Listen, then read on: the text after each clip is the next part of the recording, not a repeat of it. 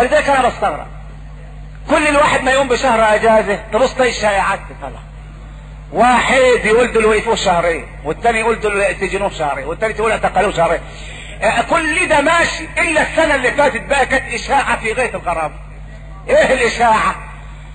قالوا ان المسيح جاني في المنام. طب مرحبا، ده رسول الله وقال لي انا مستعد ارد لك بصرك بس بشرط انك تتنصر. فقلت له طب رد بصري وانا اتنصر، فرد لي بصري واتنصرت. وبعدين قلت له انا مش هعرف اعيش في مصر الا اوديك كنيسه في امريكا. حاجه غريبه. وجاني واحد نصراني الحمد لله ربنا اكرمه. قلت له اكرمني بيه يا ابني؟ ما هو كرمني دايما. ايه يعني اكرم؟ بص في عينيا لا عينيا برضه زي ما قال. لا امال الكلام اللي انا سمحته ده ايه؟ قلت له سمحت ايه يا ابني؟ قال انا سمحت المسيح جالك وانت اتنصرت. طب زي بعض ده معقول ما فيش حاجه. انما يجي لي واحد مسلم بعد ما صلى وراء الجمعه وبيهمت في ودني بيقول لي انت من حق اتنصرت يا الشيخ. يا خبرك يا خبر يا فلان. قمت له قلت له يا ابني انت بتقول لي مين يا ابني؟ قال لي بقول لك. قلت له انت صليت الجمعه؟ قال لي. قلت له ما ورا مين؟ قال لي وراك. قلت له عيد الصلاه. اخصى عليك اخصن عليك. ايه العبط ده؟ ايه الهبل ده؟ بقى مصلي ورايا وتقول لي الشيخ ده تصلي وهو الامام امامة النصراني تجوز يا ابني؟ انت هتصلي برايك معانا؟ فمش عارف يعني الحقيقه ليه نسمع الكلام ده. قلت له يا ابني ده انا اول ما بقول في الخطبه بقول اشهد ان لا اله الا الله وبقول هو الاول هو الاخر هو انا في بعد كده توحيد. ده عامل زي واحد سمع الشيخ بيقول في الجامع لا تاكل السمك وتشرب اللبن. قام قال له هيحصل ايه يعني؟ قال له تنهبل. قال له طب والله لابد اروح اشوف الحكايه دي ايه.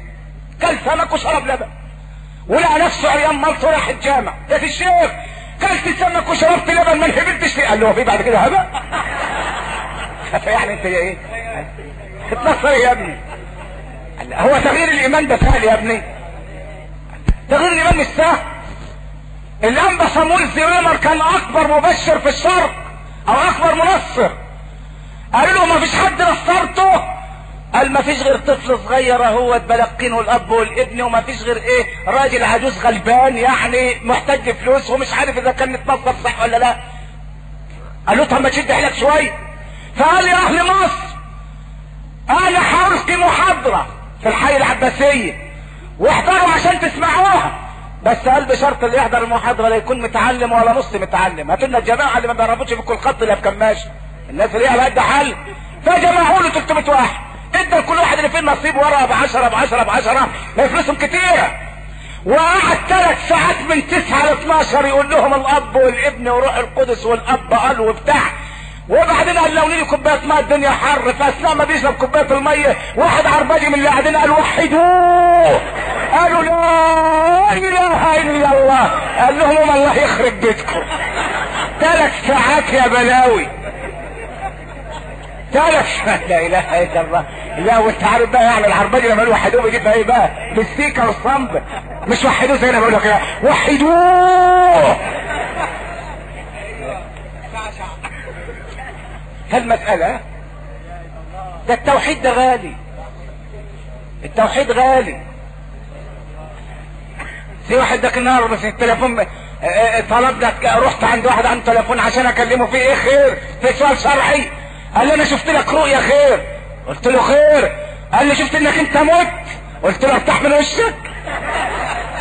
هو يعني المسلم ما يبقاش مدب كده والله. المسلم ما يبقاش لابد المسلم يكون ناصح. ده واحد شاف رؤيا ان اسنان واحد فراح لواحد قال له فسر لي الرؤيا. قال له عينك هتموت. قال له كده على طول تداله في وشه كده اهو. ده الشرب بيحطها في شوكولاته يا اخي تعلم الذوق. فراح لابن سيرين قال له يا ابن سيرين انا رحت لواحد يفسر الرؤيا انما دخل عليا الهم كله سناني واحد. قال لي عينك هتموت. انت ايه رايك يا ابن سيرين؟ تعرف ابن سيرين قال له ايه؟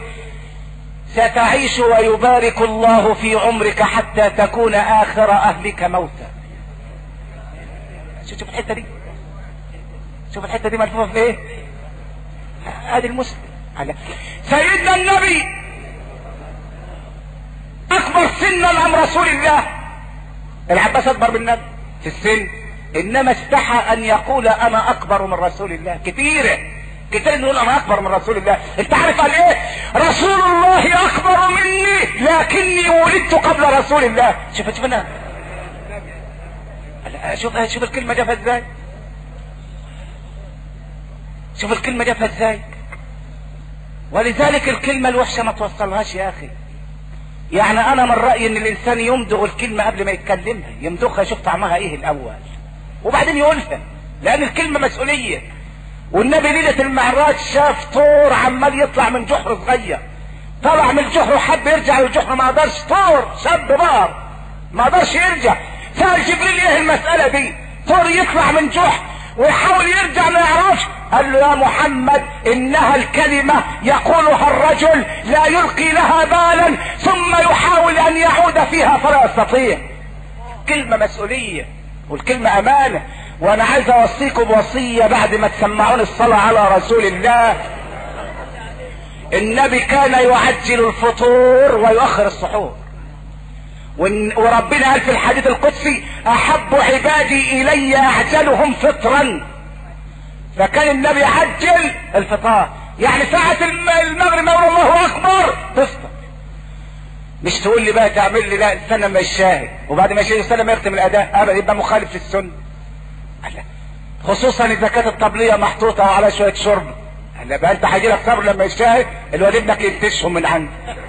ها ولذلك تعرف اذا حضر العشاء والعشاء فقدموا العشاء. اذا كان الاكل محطوط المغرب كل الاول وبعدين صلي، ما هوش محطوط صلي الاول، افطر على تمره او شويه لبن او شويه ميه وبعدين ابقى كل. انما اذا كانت الطبليه انحطت مش ممكن هتصلي بعقلك ابدا كله، ده العقل هيطير، ده هيطير عصافير العقل. ها عملت زي اللي بيصلي ودخلت قطه وكان قدامه شويه سمك، فهو بيصلي محتاج لا هو عارف يطلعها بره ولا هو عارف يطلع من الصلاه، فيعمل ايه؟ عامل حدي بقى، فقال ايه؟ بسم الله الرحمن الرحيم. طب الصلاه بطلت يا كابتن، الصلاه بطلت يا سيدي.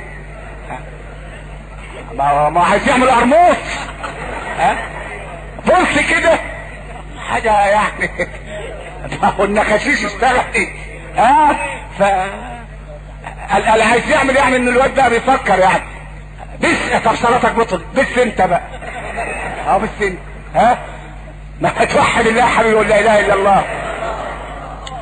فالنبي كان بيعجل الفطور، بس كان بيفطر على ايه؟ في ايدك اليمين والسجاره في ايدك الشمال، ساعه ما يقول الله اكبر تقول اللهم اني صمت وعلى رزقك افطر. بقى ده رزق ده حاجه غريبه الحقيقه. النبي كان بيفطر على وتر من التمر، يعني يفطر على تمر او 3. اذا ما كانش فيه تمر يبقى يفطر على شويه لبن حليب، ما فيش يفطر على شويه ميه. ولذلك التمر واللبن دول كويسين في الصيام لان الجسم بيفقد بعض السكريات، فالتمر بيعوض السكريات في الجسم، واللبن غذاء كامل ولذلك بيودوه المستشفيات للمرضى.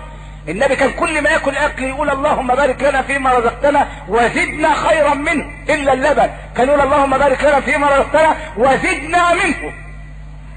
بس ياما كان اللبن لبن. النهارده اقول لك لبن بالقشطه 60 ساغ الكيلو، لبن من غير قشطه ب 40 ساغ الكيلو، لبن بميه ب 30 ساغ الكيلو، ميه متعصى لبن ب 4 جنيه الكيلو. حاجه تودي ضيعوا معالم اللبن، ضيعوا معالمه. ولذلك الانسان يفطر شويه ميه ويخلص. والله الميه بتنشط الكلى لان بيبقى الكلى عايز ميه. وبعدين النبي كان بيقول ايه في الفطار؟ كان بيقول اللهم اني لك صمت وعلى رزقك افطر فاغفر لي ما قدمت وما اخرت. وبعدين الانسان يراعي ربنا في الاكل، ثلث لطعامه وثلث لشرابه وثلث لنفسه، مش يقعد يرمي الطرش على الكنافه على الفته ويقلب. يجي يصلي التراويح يبقى الامام يقول الله اكبر وده نام في الخط مش قادر يقوم التحيات. قوم يا ابني ولا انت عايز بلدوزر؟ ايه البلوه دي يا ابني؟ طب وده اسمه صيام برضه؟ يعني الصوم وتملى بطلك البلوه دي ولا يقول لك ايه؟ يا سلام ده انا عارف لك امام يا ابني بيصلي التراويح بولمن في 5 دقايق يكون خلص، يلا نروح له. روحوا له فيروح يلاقي الامام في اول ركعه يقول بسم الله الرحمن الرحيم لتجدن اشد الناس عداوه للذين امنوا الله اكبر. الركعه الثانيه اليهود والذين اشركوا الله اكبر.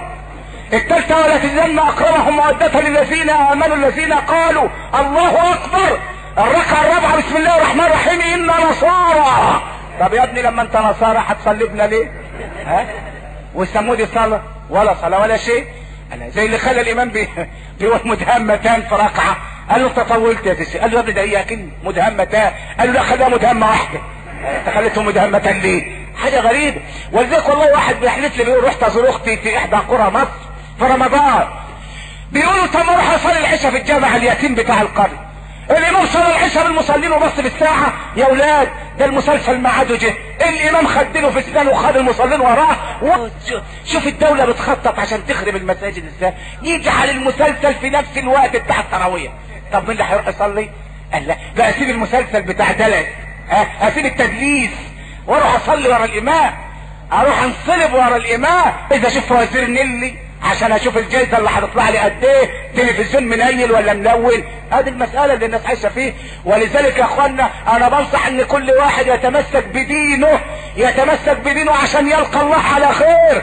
والله العظيم الدنيا لا امان لها، الدنيا لا ضمان لها. روح النهارده مستشفى الدمرداش تلاقي شباب مريض بالسرطان، والله مريض بالسرطان، واللي بيجي له مرض بيدخل السجن خلاص حبس في المرض. فيا اخوانا نحسن معاملتنا لله، لان مقرنا ومصيرنا الى الله. وكل عام وانتم بخير، والسلام عليكم ورحمة الله.